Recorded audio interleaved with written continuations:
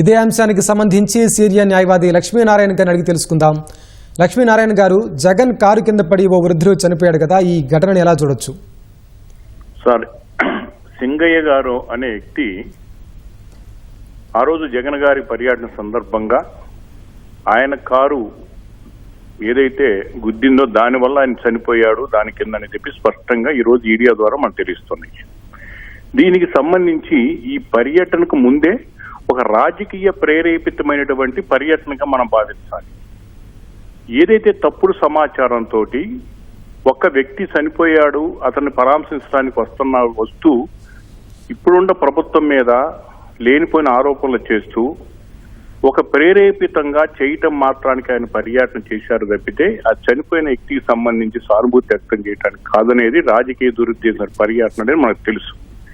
రెండో ఇష్యూ, ఇప్పుడు ఏదైతే సింగయ్య గారు చనిపోవటానికి కారకులైనటువంటి జగన్మోహన్ రెడ్డి గారు కానీ, ఆయన డ్రైవర్ కానీ, ఆయన వ్యక్తులు కానీ, ఎందుకంటే దీన్ని స్పష్టంగా ప్రభుత్వం నుంచి ఎలాంటి ఆర్డర్స్ కూడా, ఉత్తర్వులు కూడా ఆయన రిస్ట్రిక్ట్ చేస్తూ కొన్ని వాహనాలు మాత్రమే పర్మిషను, కొంతమంది వ్యక్తులు మాత్రమే పర్మిషను, దాని బ్యారికాడ్స్ కూడా ఏర్పాటు చేసి ఎలాంటి అలజడి చేయకుండా జరగటానికి మరి పోలీసు వారి వ్యవస్థ నుంచి కూడా ఎన్నో మరి ఆంక్షలు విధించినా సరే వాటిని అన్ని కూడా విస్మరించి ఒక రాజకీయ ప్రయోజనాల కోసం బయలుదేరినటువంటి పర్యటన ఏదో ఉందో ఆ పర్యటనలో భాగంగా ఒక వ్యక్తి చనిపోవటం, ఆ వ్యక్తి చనిపోయి అతను గుద్దటం వల్ల చనిపోతాడని నాలెడ్జ్ ఉండి నెగ్లెక్ట్ చేసి ఆ పర్సన్ పక్కకు పడేసి, బతికొండ పర్సన్ పక్కన పడేసి ఏదైతే ఉందో దానికి సంబంధించి 10 years వరకు అఫెన్స్ ఉన్నటువంటి సెక్షన్ ఆఫ్ లా, అంటే అది నెగ్లిజెన్స్ కాదండి, నాలెడ్జ్ ఉంది.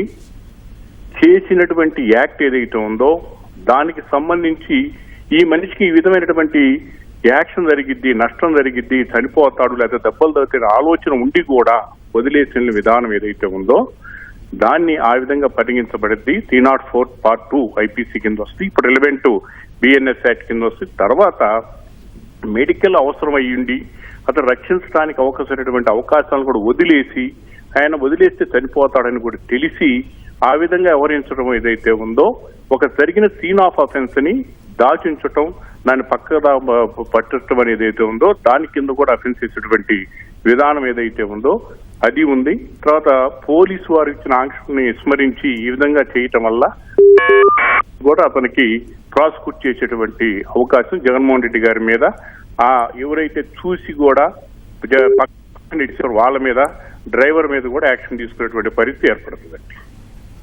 అంటే సింగయ్య కుటుంబ సభ్యులకి ఎలాంటి జడ్జిమెంట్ రానుంది సార్? డెఫినెట్ గా ముందు ఆయనకి మరి ప్రభుత్వం తరపు నుంచి ఏదన్నా మంచి వాళ్ళ కుటుంబానికి ఏదన్నా మరి ఆయనకి కానీ వాళ్ళ భార్యలకు కానీ పిల్లలకు కానీ ఏదన్నా ఆధారం ఉంటే చూస్తే మంచిదే.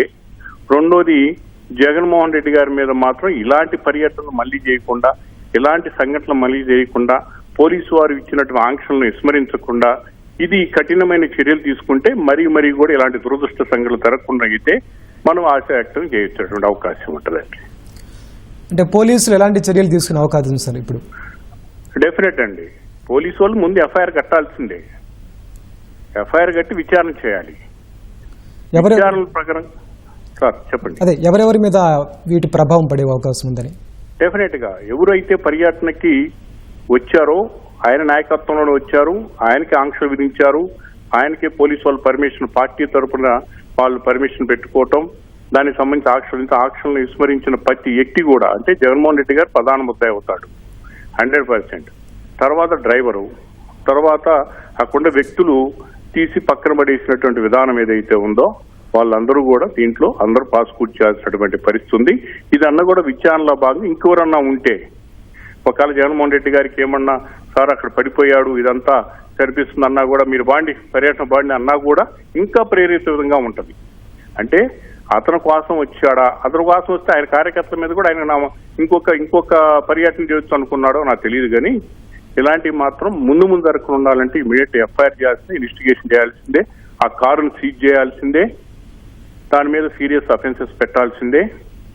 ఇక ముందు పోలీస్ కోడ్ విస్మరిస్తారని ఆల్రెడీ రుజువైంది కనుక రేపు చేసే పర్యటనలో ఇచ్చే ఆంక్షలకు కూడా ఇంకా కఠినంగా ఇచ్చాల్సినటువంటి పరిస్థితి ఉంటుందండి. సార్, ఈ ఘటనతో రాష్ట్ర రాజకీయాల్లో ఎలాంటి పరిణామాలు ఉండబోతున్నాయి సార్? రాజకీయం అనేది మీకు రాజకీయ ప్రేరేపితమైనటువంటి పర్యటన అని మీకు అదే తెలియజేశాను. ఇట్లాంటి ప్రేరేపితమైనటువంటి చేసి అల్లర్లు సృష్టించటం, నువ్వు చేసిన తప్పు ఎదుటివారి మీద రుద్దటం, ప్లస్ ప్రభుత్వాన్ని డ్యామేజ్ చేయాలని చూడటం, పోలీస్ వ్యవస్థని కించపరిచే విధంగా మాట్లాడటం, ఇవన్నీ కూడా ఒక సొసైటీలో ఎవరు కూడా యాక్సెప్టబుల్ చేసినది. ఏ పార్టీ ఉండా, ఏ రూలింగ్ ఉండా, ఇవన్నీ యాక్సెప్టబుల్ కాదు. అందరూ చట్ట ప్రకారం నడవాల్సిందే. ఎవరు రైట్స్ వాళ్ళు కాపాడుకోవడానికి మనం సహకరించాల్సిందే. కానీ ఆ మనిషి ఎవరైతే చనిపోయారో సింగయ్య గారిది, ఇది లైవ్ లో కనిపించినటువంటి విధానం. లైవ్ లో మనం వాళ్ళు చెప్పేది కాదు. ఈ లైవ్ లో ఏదైతే మనకు కనిపిస్తుందో ప్రజల దృష్టిలో కూడా ఇది ఉంది కనుక డెఫినెట్ గా ఇప్పుడు కనుక గవర్నమెంట్ కనుక కఠిన చర్యలు తీసుకోకపోతే గవర్నమెంట్ ను కూడా అనుమానించే పరిస్థితి వస్తుంది, పోలీసు వాళ్ళు కూడా అనుమానించే పరిస్థితి వస్తుంది. ఒక మనిషి చనిపోతే దాని కారకులైన వాళ్ళని శిక్షించే విధంగా కేసు నమోదులు చేసి విచారణ చేపట్టబోతే డెఫినెట్ గా అందరినీ ప్రశ్నించాల్సిన పరిస్థితి వస్తుంది. కాబట్టి లా అండ్ ఆర్డర్ అనేది ఇంపార్టెంట్. దాన్ని దృష్టిలో పెట్టుకొని విచారణ చేపట్టాలని కోరుకుంటున్నాం. ధన్యవాదాలు సార్ లక్ష్మీనారాయణ గారు. Thank you.